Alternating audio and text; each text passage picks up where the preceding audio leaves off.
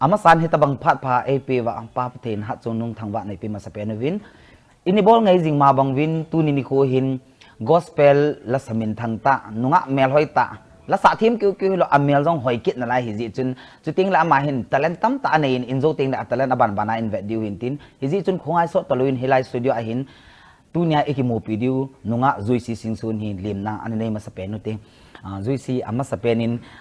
ini ke hona na chun tu ni jong hi exam na nein pung baro lang le he thin na hi chi ka chun bol wang ve hi tin na bol wang ve te ti wa chu ki no di ti na he pun no ta ke holim di hin tunin ik holim ipat na dingin ama sa penin namin hing to na kumin to so pi izat na neyam na numin na pamin na chen no abonin in details nang ma introduction hin dai dingin phat kan pe boy ka ke pe ama sa penin hitabanga phat pha epe hachung nung paten ka thangwa in chule hilai muna tuni a ke I macha hi jong le hilai mun lo the ai koi pu PAONEO director pu chunga jong ki pa thu ka sein tuni a he kamin ta cho hele kim hoining JOYSI Singson a hi in chule ka pa min cho hele amang Singson kanu chichin Singson ke ho hi ujali ka hiwin pasal khat nu mai thum ke hi ani open ka hi chule ke ho tu ako nahi 7 MR ka umin ka khot che hele kangla tombi orphanage ka me ki paumin ai le nong ki phon do na nu mai thum to pasal khat tin na pasal khat hi in sungami so sin addu ni na ahom thoi na ai le hin nanu nong ahom tho ding na pa nong ahom tho ding no ho supi nu mai ho zo sin dong na pin piu pasal khat bo se hin na hom tho ma diu ka ging chan na hele tu ni ke holim na hin nangin na u na hom thon dan hi na itabanga na hom thom itabanga ama na keram ka ki pe ke ho hi pasal chang khat e hi in ka hom tho ma zengin ama jong hom tho ding ke hi in ke hi in sunga dinga aniu pen hi jong le pasal din muna jong ka ding ji in abang le nu mai din muna jong ka ding ji in chun ka hom tho ma zengin pasal khat be nei leng ka ti hin hila pathian in pasal chang khat e pi in tu ni hin ka upa to kong hanin ka upa chunga jong ki pa tho ka sen ka china hoi lai mun ka chi jong le nidanga chun pathin wa chuina la ka ga sa chun ka pan in a puile le jengin hilla wangset te in 2017 August 26 ahin alai hin kho ani ki chaitan hi jong le ama din muna ka upa hong dingin ka upan hoi lai mun hi jong le wa choina la programs kani jong le aman ei puizi na ja chun ko pa chunga ki pa thu ka se ki paumin na upan nan ke hlon pin na upa chung azong lungmu no min na al aban hung chal le hen ik holim na hin hi chi ISTV Kuki program talk so adinga kan ko na hin phat hin nei sot pote aji chi ke hi ei pau ka thim be se puina tin na ai le ipg pen tai ei pau ha thip lawa mai thei pau lang zo hin na thip mam a background hin na tu na clarification na pi lawa hi le mi aka khadin itia thado chanu hiya alola Kuki chanu hiya ei pau ha he lom ati mai te hin na a background chu a reason behind um de hin na chu nangin hil chit na khat singdok chaba ha ta re mi te rom da ki pe ke hi kho ka hung he da pa na hi ulinau mai lei ho pangal Nepali tangkhul abona amho to kong sailet ko movin na school hi han ho in hi jong le Sunday school hi jong le mai lei pawangin kong ki ho ven in ka ti sai de ham ka mai thei pau sei ta kho lo ne sei thei la kod beng kong kalha apa na hi this would make like bawangin kong ki ho ji atsu tu ni hi ka te ibanga jong ei pau ka sei thei poi na hi je chun mi pi ho anga jong ai dam ka thu me ne het them pi o ki pau min na sei nal ma jing in na kod bing nan khalha pa na hi mai thei pau hong khang len hin aji chu kin jong khat ven first mrt women department ho jubli ka min amo hin a pau za hi common language hi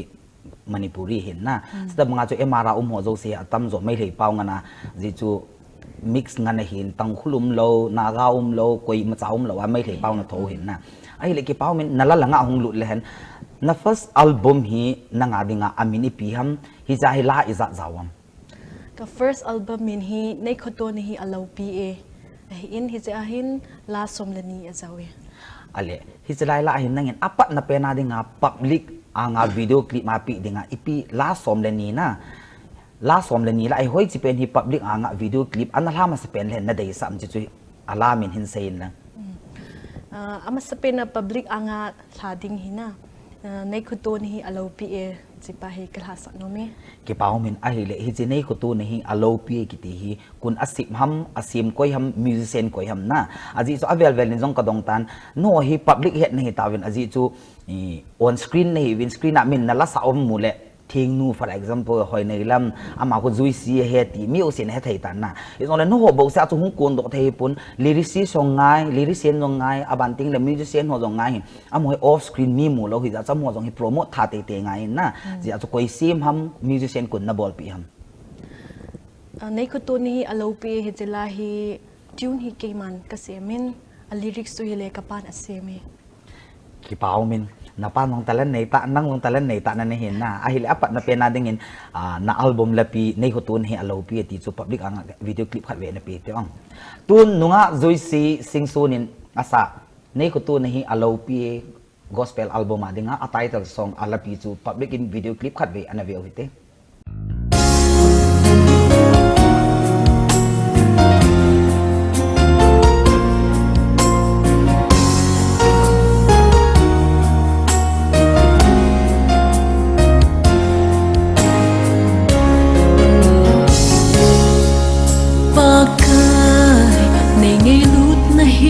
sangin alopin alene ken kasi zopo ka hetsentan nei ngai lut nahi ken iti sumil punge nei koton nahi alopi Su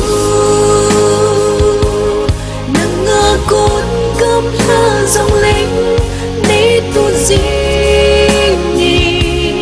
na am sung mun no ma chu nei ki cho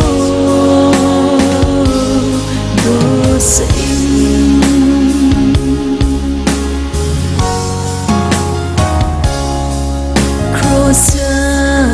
chon se te ding in na tho in na hin na nei pe ve ka hin thei na ting ki neu sa in thi na gai san in ting pel chân thu na nu nghe nei kho ton na hi alo bi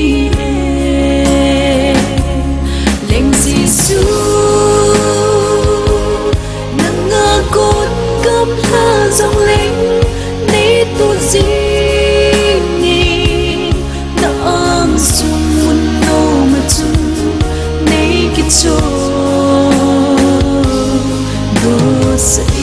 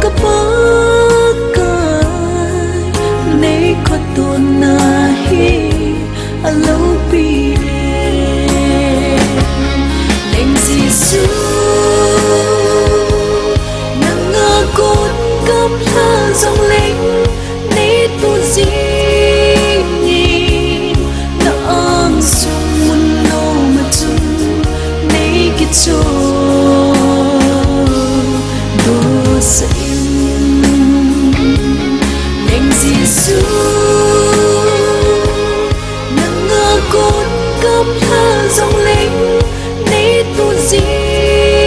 nhỉ nang sung no mà chung lấy cái chỗ đồ sinh lấy cái chỗ đồ sinh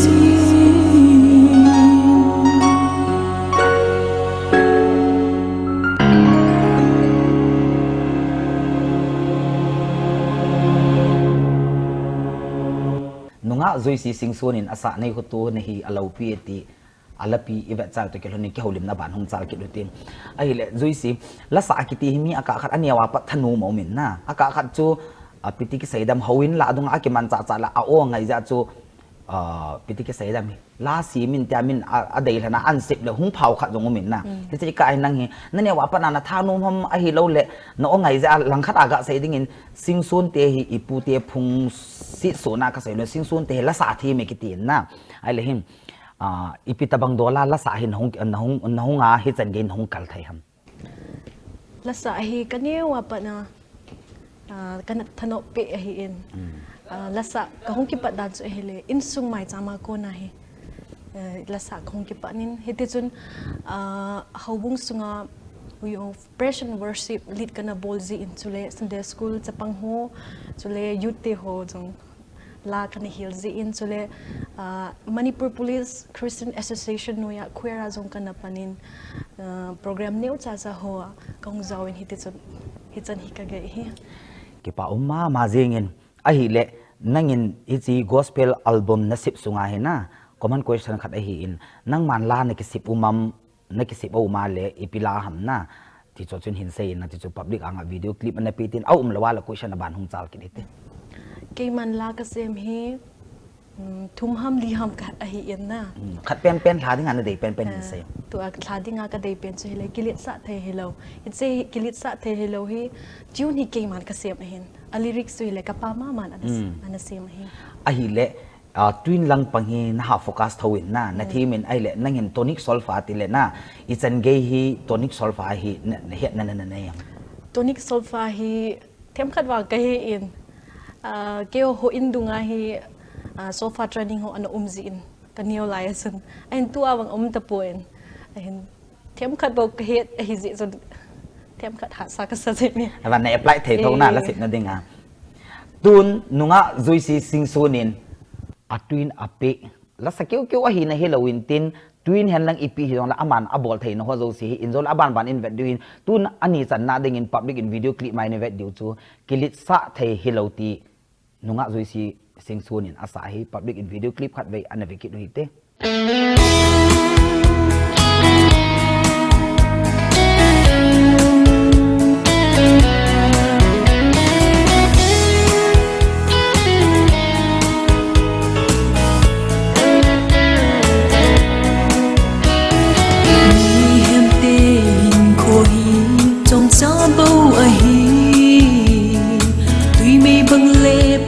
cha ba bang bib ahi adam sot pin zong kong song ge ken thei hasat adim sene ilet sa thei hilo ka hin ni sim da ni hiling pa ka hin ko be ding phat nei hil trong cha bu a hi kilit sa thi lo ni lên nhiều lâu in khó trong đàn hi mi ching ni mo khen na te lo a hi king ban lo ba thiên sinh thi na phat na ki het lo zin sa hi helin ka hin mi sim da ni hiling pa ka hin ko be ding phat nei hilin hin ko chom cha bu a hi kilit sa thi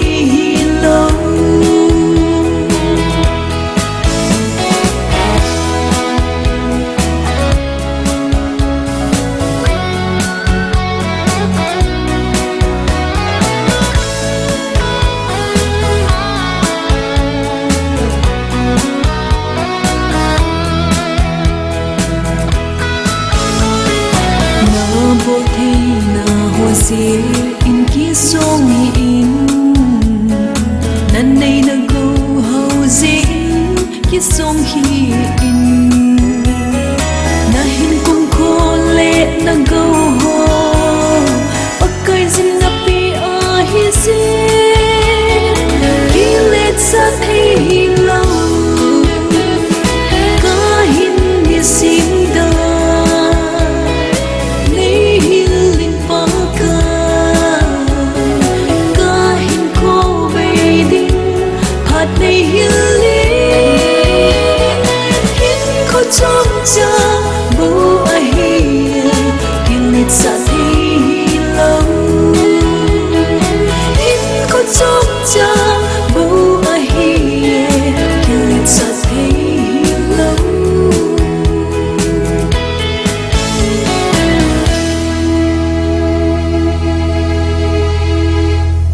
nunga JOYSI Singson na sa kilit sa thai hiloti ngai ta mau jin jena sa choi ve sai ta win ki holin aban hung chal ki duitin ahil aban hung chal ki lem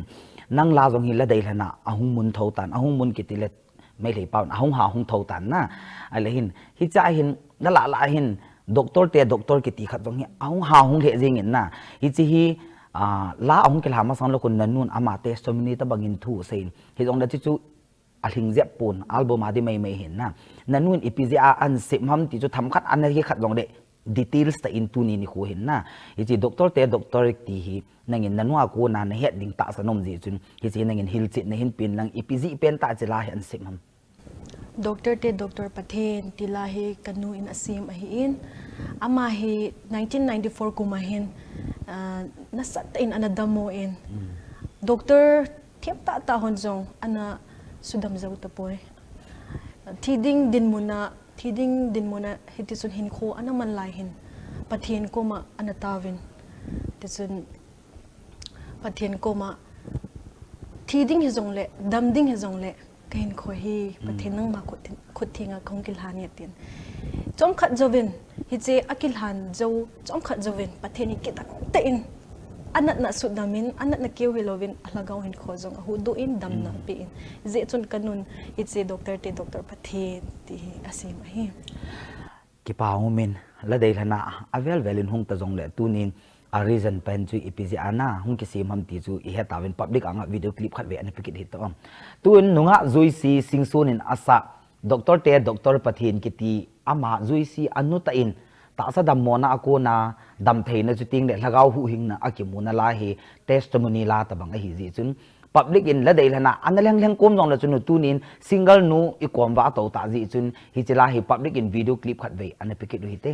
Hallelujah pakai Yesus Kristus min thangwa ni Dr. Kiti lahi kain sim lo pe hi kema haso ta pi dam lawin kana umin Dr. la kan ki wasa ahin kema din I masa pachung na kan ni pun kalal de ta jom khat jom ahin le tu a hi kema hu ti te la hoilan ko ju de kita pati pathin kamasanga lampi ni sen pathin hi nga kong ki te ta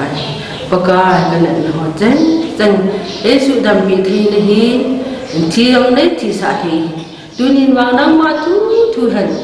dam han nei ti le nang thu hi thi han nei ti le nang thu he tin pathin hi nga kong ki te ta pathin ni pe pen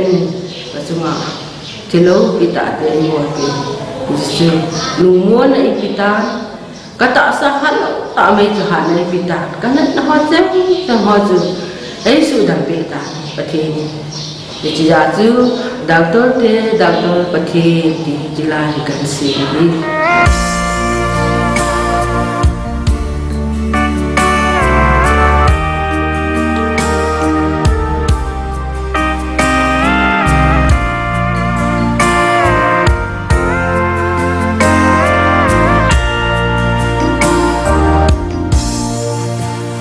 gần thia cũng bên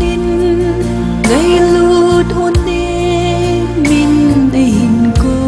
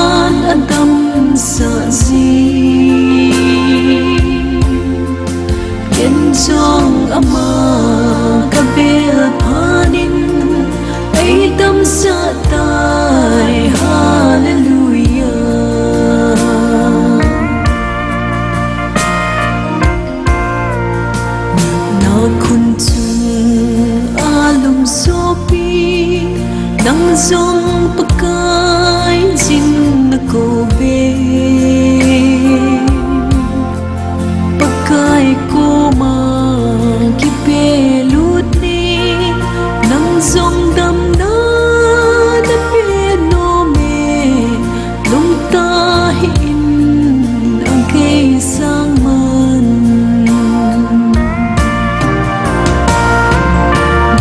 doctor te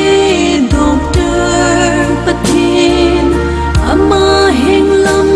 zon zo se chu aman adam sa zi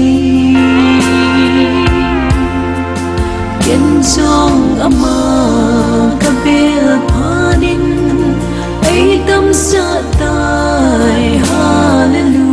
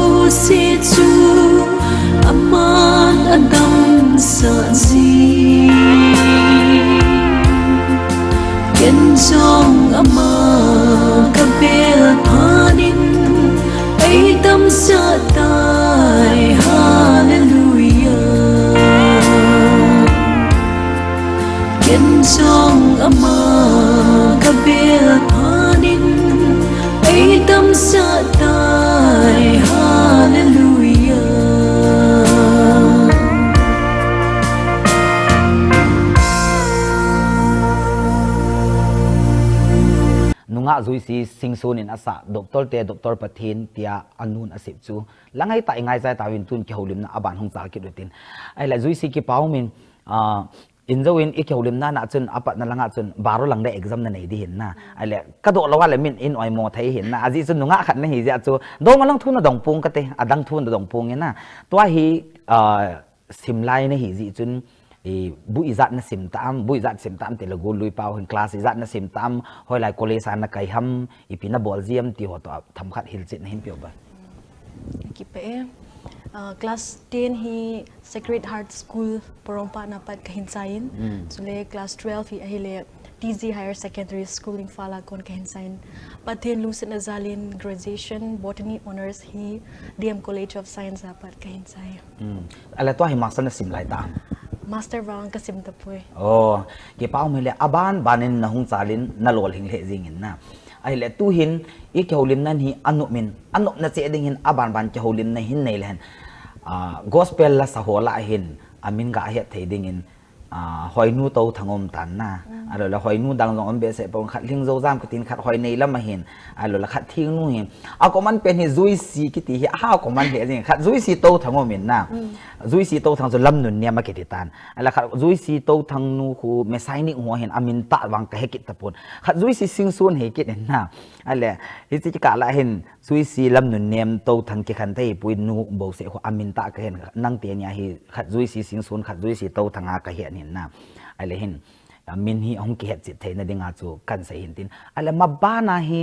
nangin hi chi album na sip bo sai chai din atiam abana hi father step na aban step bol be dinga na gelam itabang lunggel ki gu na na yam mabana hi next step hi kala dong min ahin tu tu awang hi kaboy zamin de chun tu tu hi volume 2 ka bolding hi hasa ka sa me bolding wang ka got ki pau min a hi le nang hin na na 7 amal to kilo na hi mai lei pa bu common in nei khanin na ale si ma bang chun nangin na la sa la hu mai lei pa mai lei la zawam ni la cho hoi chi pen pen hi video clip min pilen na deyam le awa ba sangsar chu kin long kan hen alai na ji chi ke hi la dei len chlai mer na le bo boy cha bo le chlai tau ke ka to hin na la yo si hong zo si kin record ka bo le hi ji kon abon se ken amani sangin ka he de kitila ka zo lo mai the hin tim ale awa ba sangsar kiti kun asema atwin kun asema na ipt hem a background hill sit na khat no nin pe kin over awa ba sangsar hi ele kapan asem hi in atune zong a lyrics zong kapan asem hin itse asem dan chu them khat ga se le sai ta ni khat hi ama hi kotorgat na god commander hi in itse jon aman god abolai chun moli thang ho avet nin imazo se avet nin hi le vanuile se hi ki panagam hi poi ki khenagam hi mit hi longa na ki khenagam hi ti hi amalung sunga hi chin ni kho chun ahung umin cha ko na aman la a hin ji do a mai le pawa a hin sem hi ki pau men asip dan jong a background hoi selin hil tit nan pitan na tun awa ba sangsar ki ti chu public anga video clip khat ve an pe ki te on tun nunga joysy singson in asa awa ba sangsar ki ti mai le la chu public lo sin video clip in khat ve an pe ki do hite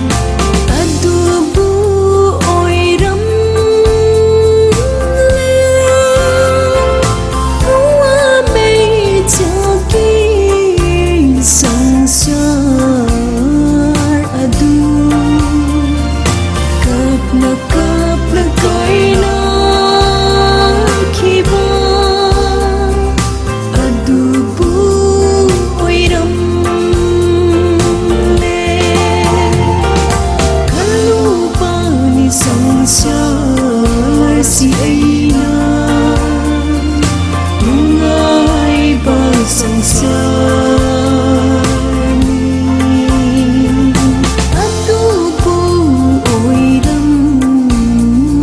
le awa ba sang sa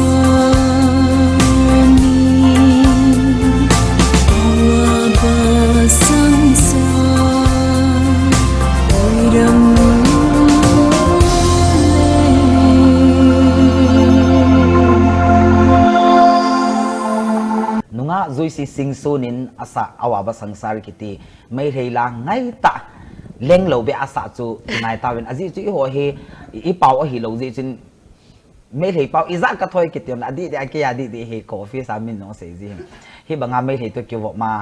ke di de kan yawa pa na ka school ke nong may rela ngan hin ai wa ke ya he ka e pau mo mo he atui ni ke khel lo hin may rei ka am ka kai wanga ka na mo mo lo hin athu chang cho di wanga leng thâu thâu hiện ai vang nunga zui sin leng lo ben mai thei pau tabang bang na sa nei le even office a mi ho ke sanin jong ama hi mai thei ha mati jivin ke he kan lung han ji he mai thei pau thim jo si ke ho ei mi ho hi mai thei na tivin tham khat amial hoi thimam le mai tei sak chang ne tin atule la sa thim jo si mai thei pau tho thim jo amial hoi jo si mai thei hi le a hoi mo jo si ke ho ku ki cha te ke them ka te kan na pu na jing ke hin na ke pau min zui si hiไม่เลยญี่ปุ่นไม่เลยลาสาเทวังอาจุอีหกูกิสนุงฮิเท่าเฮติอิเสดหินตินกี่เป้ามินไอเล่นังอัลบั้มคูสับลาจงนัสอุมัมนี่เอาอุเมก็เหตุเขียนเราแหละจีจูขัดเวียหิละเดียนอีพิโซด very recently อีพิโซดนะเห็นจุยซีซิงซูนินสับลาสาหงกิตินนะอะไรที่จีสับลานะสาเป็นนั่งวิดีโอคลิปปีกิดดิ้งอาจารย์นั่นละ after the break ติ้งเล่นั่งมาแต่เล่นจูมปูมากีตาร์ปูมาแต่เล่นขัดจูมินปูตัวเด่นตัวนี้ไอเตียเนี่ยเฮไอที่ก็ใส่ดำ before and after the break ไอ้จูมมาอีกขันตัวเกี่ยวกับไหนนะเฮลังไอ้ first สาเหวิดีโอคลิปปีใจแกดี second part เลยนั่งไลฟ์ฟันนะสาถั่วเด่นนะไอ้เลยจีสับลานะสาเตียนี่ฮีคนอาศัยมาอาบันติ้งเลยอัตวินคนอาศัยปีฮัมจะตัวเห็นฮิลจิตในหินเป็นลังนั่นปีใจติ้งเลยที่จูปับดิกอ่างวิดีโอคลิปห้อยจะเป็นจูนี่ละจะห้อยจะเป็นจูหาดินนะเดียมก็คิดไปเกมาเกษตรซับลานีโออุมินเฮจิตนี่เก่งมันกษตรอหิโปเอ็นซับที่หดอาสามาเฮเอ็นกันไงกษตรจะอาจจะเกณฑ์กษตรอหิโปเอ็นอาขอปุ่นอีปีฮิจงเละมีจันขัดนั่งอินนักโกเปียโกโลเบียกันแต่ห้อยตานันสาดจงเละห้อยนัดเจ้าขัดได้เห็นนะเดี๋ยวซับเดียตบางในเห็นอินซากระเซตันไม่เลยออฟฟิศอาเกตัวบางอินเนี่ยว่าไม่เลยตัวเกี่ยวมากิทีมกินนายโลเห็นนะนั่งอินมีละสิบสาฮิจงเละนักกิสาจงเละฮิตเท่ากินฮิจิจุนห้อยจะเป็นล้านนี่ละจะห้อยจะเป็นฮิปับลิกอ่างวิดีโอคลิปไปเล่นนั่นได้ซ้ำโอ้ Holy Night โอ้ Holy Night นะตุนนุ่งจุยซีซิงซูนินasa oh holy night kiti chu public in video clip khat bei an pikit u hite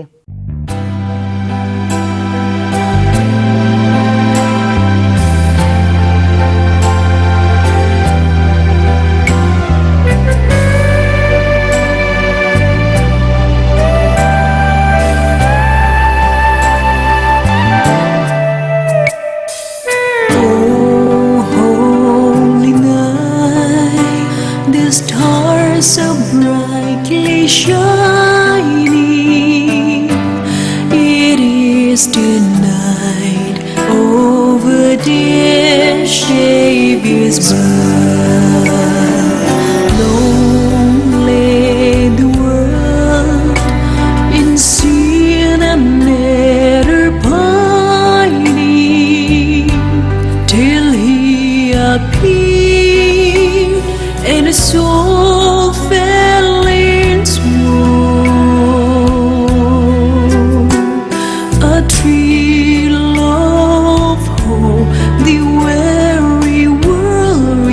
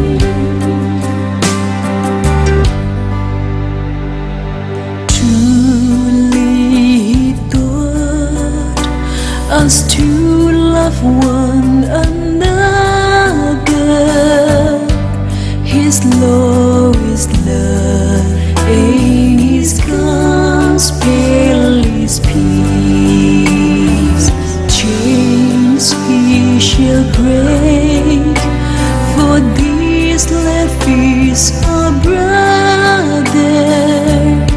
ain't in his name all the preachers shall cease.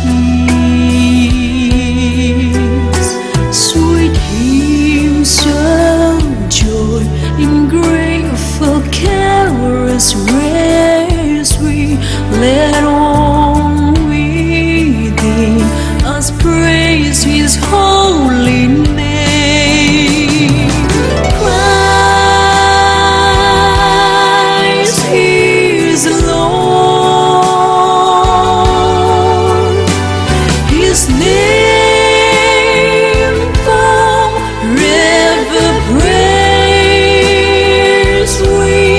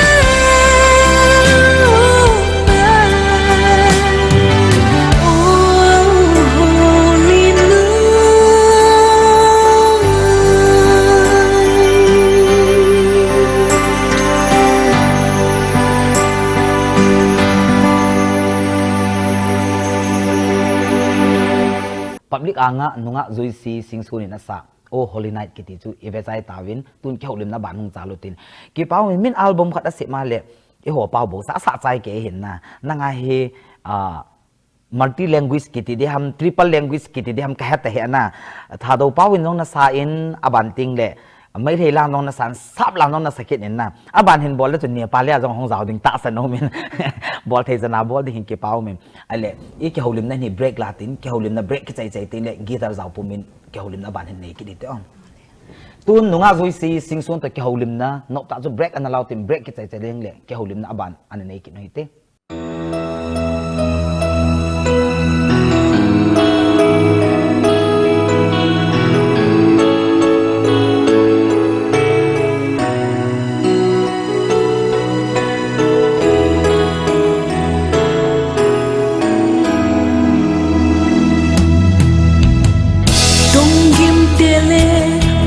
po kahinga hungun ati na po gingay zang inge pagkay zing nang leke ko hungubi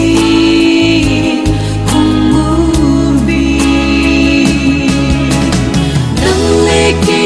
ko nang sa mohin sobi pagkay zing nang ma nakobe nang leke ko nasa mohin sobi pagkay zing nang ma nakobe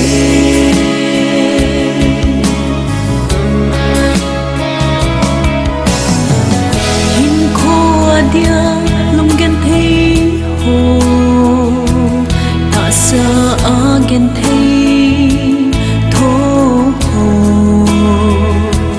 sum le pa ya boy jing ho ipagkai jesu hi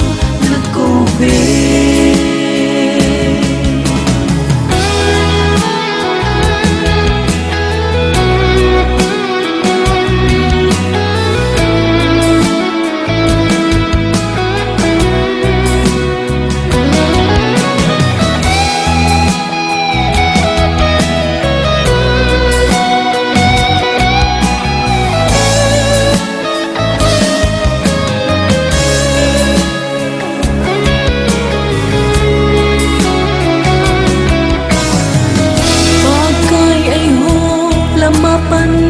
le pi ba kagin ding ham ama ilum le ipo iki siêu no song pi hi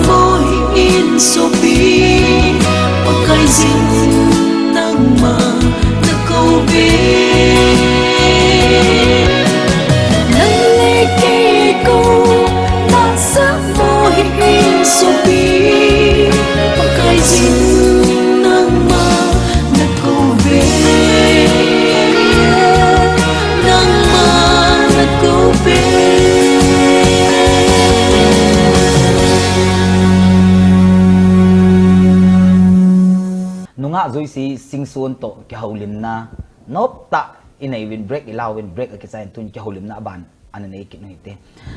Joysy hile nang magel dana hi gospel la sa ho hina ga bet dingin atam zo hi nume hi hinge pasal jong gospel la sa nai hi jong le pasal sang nume zo hi gospel la sa langa hin peti ke sedam alag zemin avet zemin na gospel la sa ho hin itabang public anga hin itabang hindan na iti ki say dihan mo hindan kitile public anga hin ipiti kiman chauhan lang na mi pi vet zui the hi dihan ti nang ma gyal dan na dei dan o ma le ka do chen het thai na am ke het thai la sa khat ikia la sa khat hi le na mi vet dan jong mi vet dinga jong lom ta hinga hin chibos elova pathian mit vet na jong di ta nga hin na la isa pet jong le mobile ho tham le ho ito pet jong le mi masanga ke to hi je chun mi vet dana jong hoi ji lo he na chu ting le wa le ho program sunga ba le ho cho jong so hoi be se pon na ta chu kitup ta numai hi hen pasal hi hen pathian wa chuna sa ho he kitup ta ngai hi ti ka chong cha kain sai no me ki pau min na sai di mo mongin na amin wang say pung kating gospel la sawang hi pun mi khat hi min am hu sang khat umin na khat public gathering ki tante function khat na hi ta chu mobile ki chim jing tabang khat an da na hin na ale khat nuang chun na sein sang ta kan mu chu kamun ani me tin na kai sei wang hi gospel la sawang hi pun amin long say pung kating na te min inimu na to hin ki tu lawa hin dan kha ting le min vet nim na khat nei na lo le gin chat na lo khat thasi na khat anei je ti chu hi na sei di chanin ai le na hin talent tam ta na nei la jong na sa thein a twin jong ne pe thein he chu chung chon a hin tu hin guitar in puan tan na nangin hi chi holo guitar mang cha hi ipila pen na sa no mam na sa no pen khat nin sa pe ro lai thum le ni nan sa de hin zo le aban ban na ke ki pa e ama sa penin pathen lo pi na dingin nei ko to ni alo pi si pa he sang te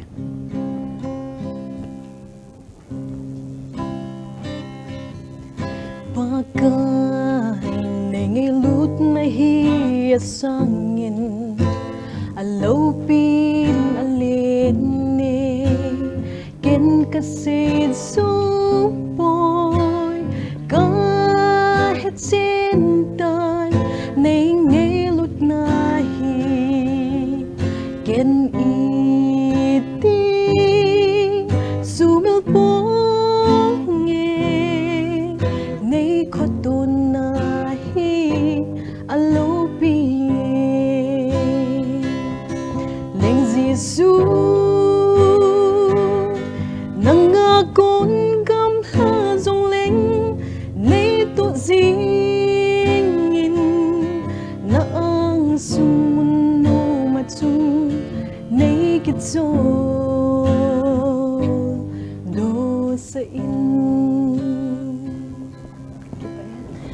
กี่พอมันเนี่ยที่มองเงี้ยมีเห็นคิดที่ฮิปะเทนินแต่เล่นจัดจุ่มจีปีเห็นนะ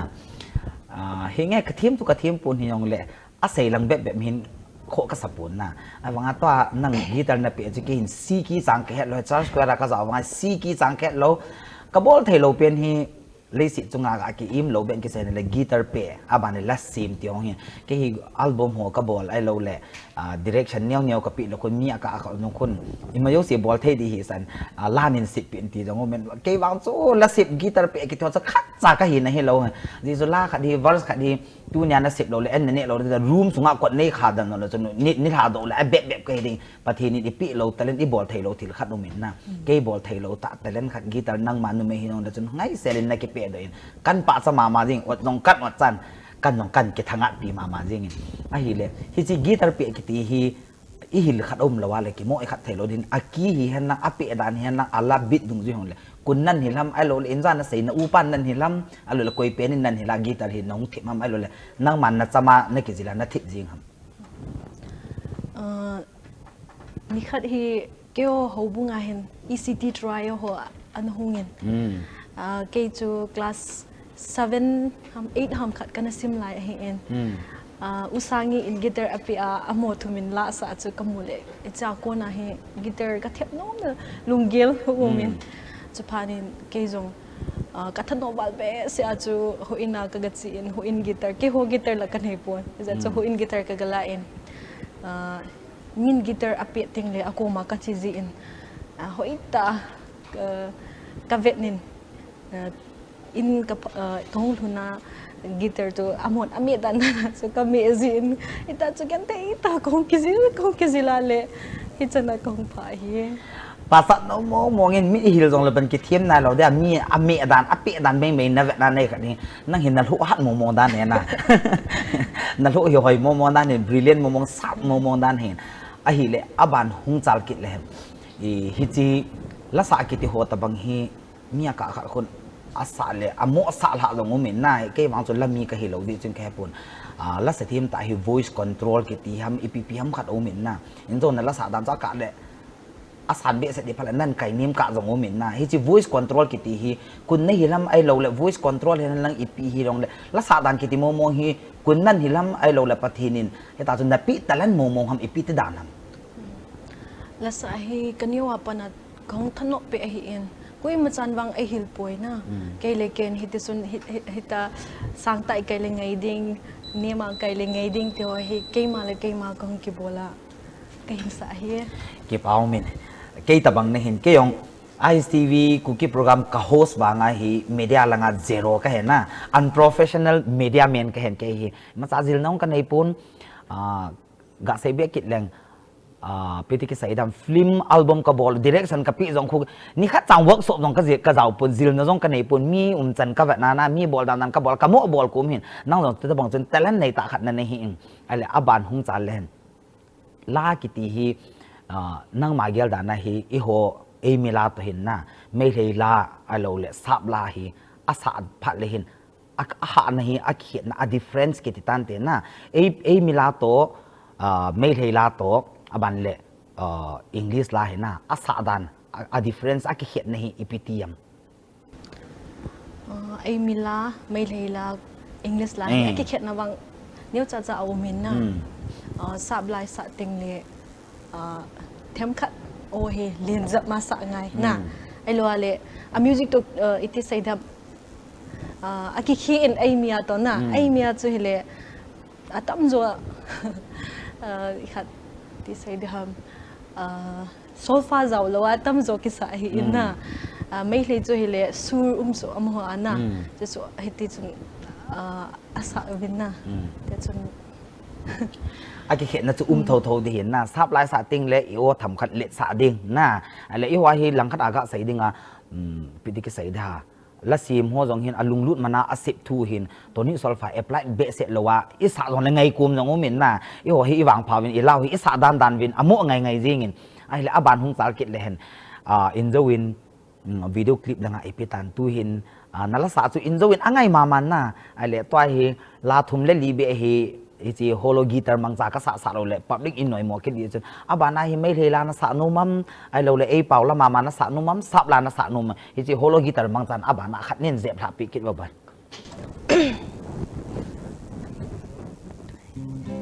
to hi doctor pathin sang ka te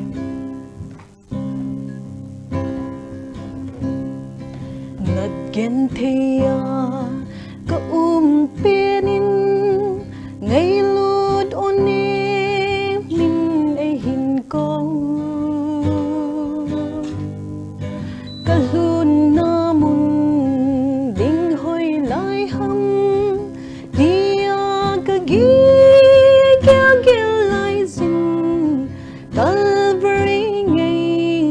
lút na alang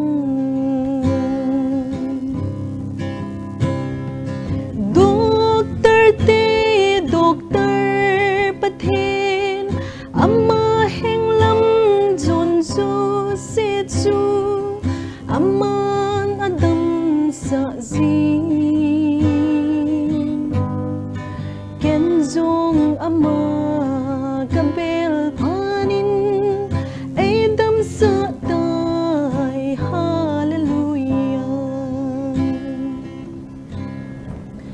Kipao men kavet tu sada ka ngai tu chat le studio han na khoma video han na bol sang zo in na live na team zo in kipa pi ma jing in a hi le hung chal ki len tu la hi ho ku ki sa te hi season tabang khat zong hi in October November lang hung hi ting le program atamin na January February la zong hi program atamin nang hi no ne hi ei mi la hi lo zin na a lo le program hi itabang banga hi ho ku ki sa te program la hi min la sadinga invitation nan ko na hi hoi lai mun ho tabang amun cho bon en sai chai zo pu na te na jong le tu ni san nang ma he na hoi lai mun ho ve la hi la sa pathin la sa hi naga kal sun kha tam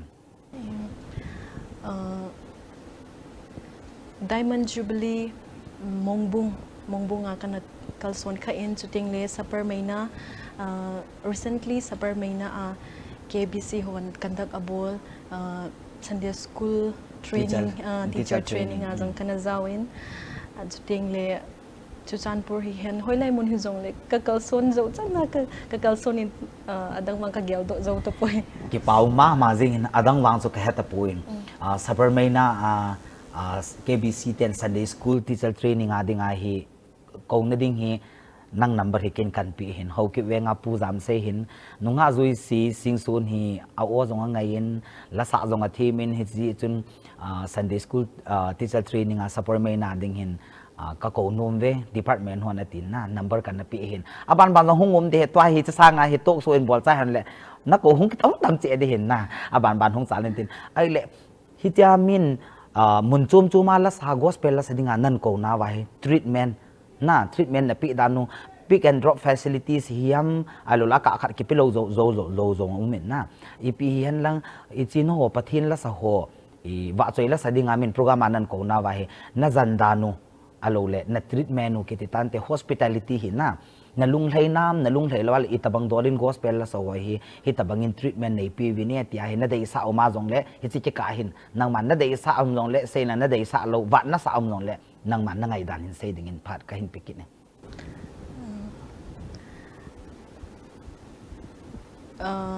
gospel wa chunela kagasa ting le treatment hin bol ho mun tina hona program jau sa kana jau na ho abonin ahoi so ke in afa so ke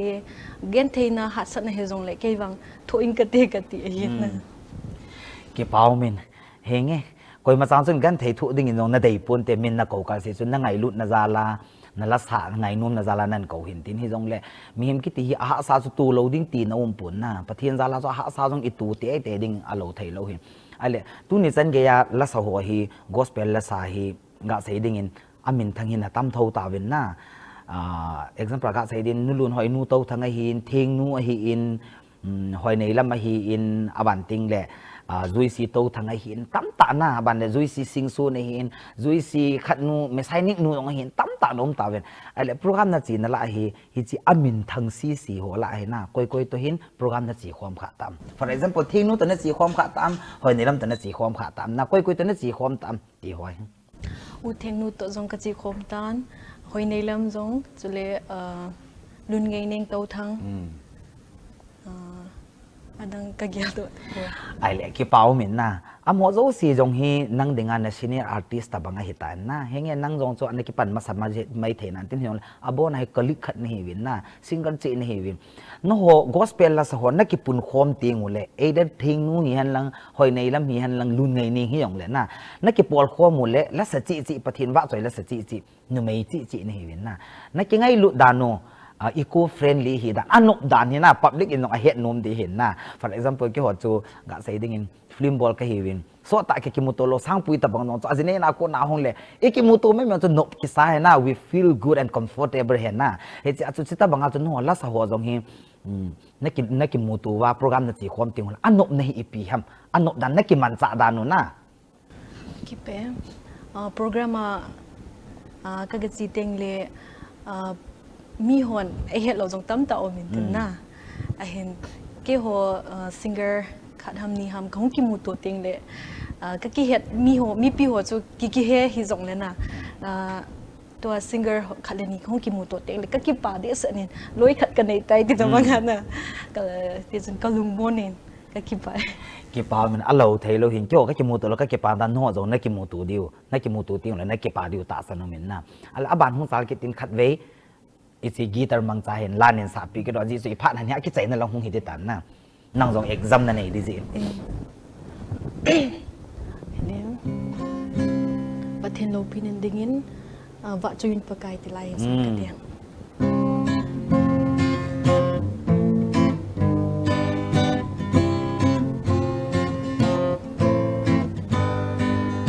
thiếu sim du xin và chui yun chỉ tin nắm tin phung tin nín thiếu sim du xin pakai chu amin lâu pi và chui yun amen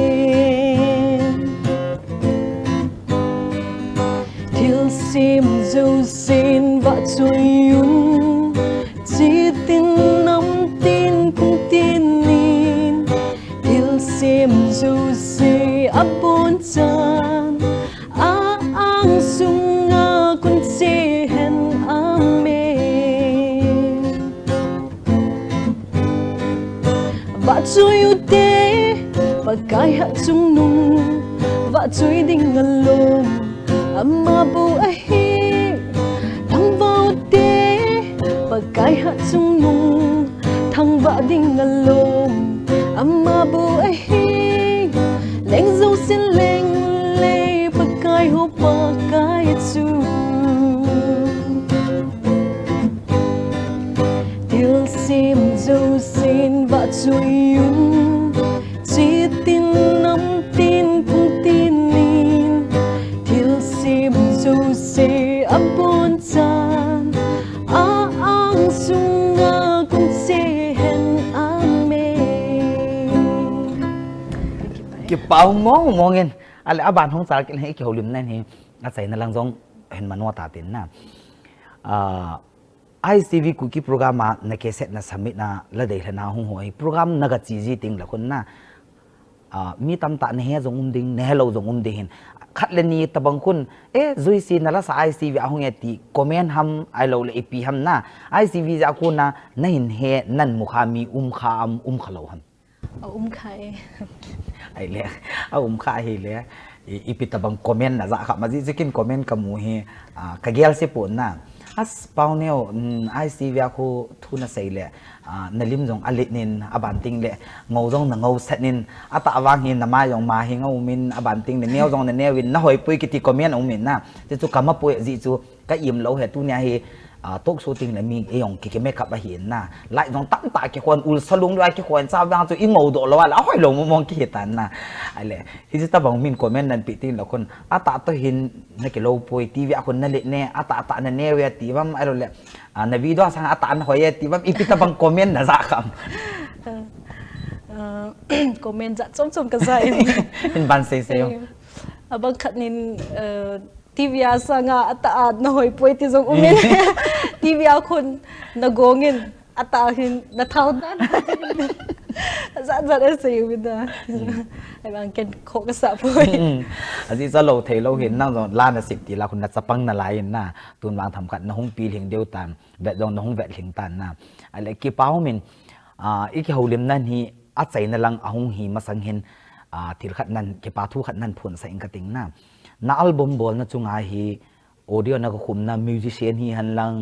บันติงเละสมละไปนั่นปูดอปีนั่นนู่นน่ะป้าฮีไม่เทยก็ฮีทรงเละโปรดิวเซอร์หัวหันนั่นเนี่ยวันนั้นคิดหัวปีฮีทรงเละน่ะบันเละmotion album mà nan capting the videography ho hin makeup artist hin koi zo si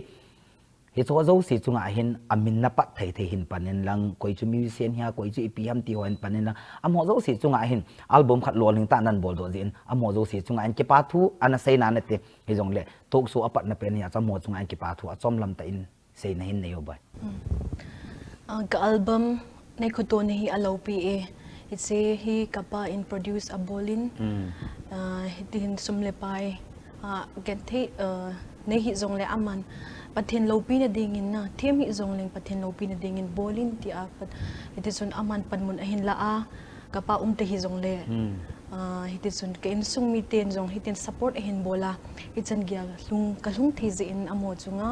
jong ki pathu ka sein chule kala ho hi nga hi jong le u pu thang zanga men record hoi ten ai bol pi in music a hi in nu nembo ahin ama tini chunga jong ki pathu ka hin sein chule videographer pu rozit a hi in ama chunga jong ki pathu ka sein am ho zala hichana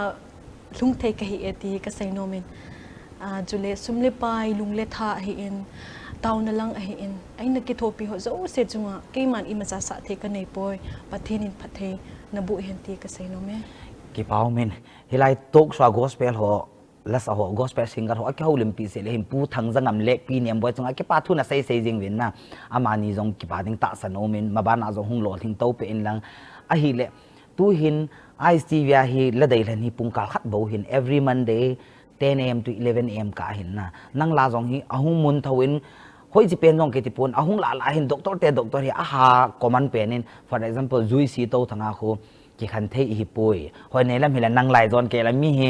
iti ki sai de hamอีกสิดโดนลาขัดโอมินน่ะที่เราเสียเห็นเฮงลาตามตาลาโจขัดฮิมินอดีตทันเปลี่ยนตรงโอมินที่สิตาบังอาจุนนางอาจงเฮฮิติจุนด็อกเตอร์ปะทินจงอาจีนดังจงจีโซเกจงเลยอีปีนให้เลย ISTV คุกิโปรแกรมมานั่งละเดลันหินบอลหัวโจสีเฮมาสังจุนเมียนาเตนี่หินหอยนี่ลำอินบ็อกซ์นินวัดเจมาเก็บปาทุใส่นั่นเป็นหอยนี่ลำลงเก็บปาทุนใส่อาจิตโดจินละเดลันพัดละหอยนี่ลำละเดลันพัดละมันเนี่ยสิมปีหอยนี่น่ะอาบันเดทิ้งหน่อยพัดละ10 ปีคนนี้สิถ้าบางจนอันนาบอลให้ในแหละมีทุ่มห้ำมีเหลี่ยมขัดบอกอันนาบอลให้เนี่ยตัวให้นั่งโต๊ะส่วนในหิจจูISTV คุกิโปรแกรมมานาลาหินง่ายโนมาหินเดลันหัวโจสีจุงไงเก็บปาทูน่ะใส่โนมาเลยพัดกันหินเปียมุนตินาปีเลปูนูเลปาอุเลนาลุยเลโกลฮอนะมอลโมตากิสาลาฮิจงเลนะฮอนakak dahin lanpi zeo no hi kyong kagel kakipa mama zengin no chunga jong kakipa in pathen chunga jong kakipa pathen in the bon sawa dinga phathe bota henti ka sei no me ke pau min JOYSI ik holim na hi sot han lang hi le exam na lap dal di chun achai na lang hin no ta tin na iten san thiman tan achai na pe na dingin nangin na na mail heila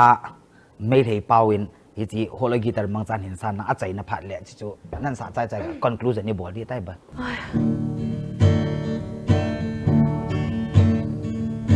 kalubang ni sangsar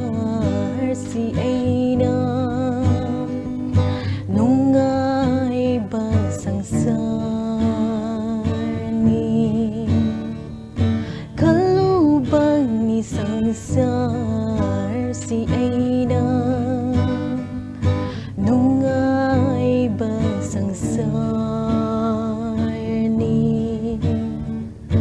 adubu oiram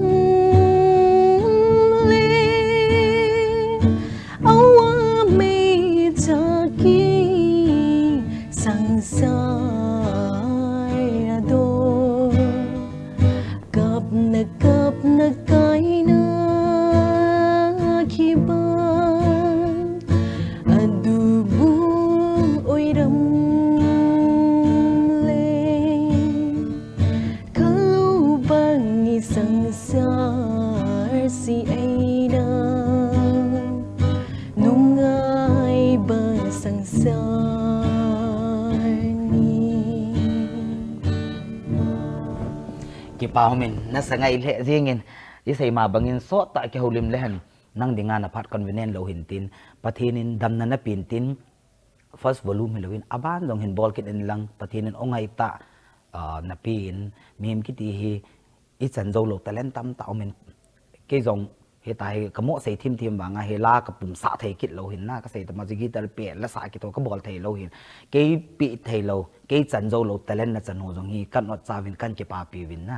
izi chun maban ahung lo ling to pe lang joysy tu ni example na jong hung lo ling in lang hi chi ISTV Kuki program to so kyolim nan hi Monday ni le an vel na tu ni ading in kyolim nan hi chan hin an sai ta te bai nunga joysy Singson to ke holim nei phat so ta ke la thei hin la ama hi exam nei di chun phat hi public hon a chom ni ti pi lo diu hin tin chom han lang sau jong le ibol do kham kham mo hi lung thei ta pathinin na chan chunga lung oin ti hi I tho diu hin tin a sau jong le a sau dong jai ve diu a chom na chom dong jai ve diu hin tin ji chun tu nyan ke to joysy Singson cái chầu liềm na han chú tiếng lệ cái xã độ han la hi han lang bản tiếng lệ ipp cái bol cái tổ han dấu xì hi xì hill xì vào lúc mà lệ ISTV Kuki program chú tiếng lệ YouTube mà anh về hồ dấu xin này ngay đâm min lang tu ni khoa đinh in nung a joysy Singson gospel la samin thang to ik chầu liềm nào hi chanin iphat na chai tin mun tin ISTV Kuki program chú tiếng lệ YouTube anh về hồ dấu xì na bon chawin nilha pa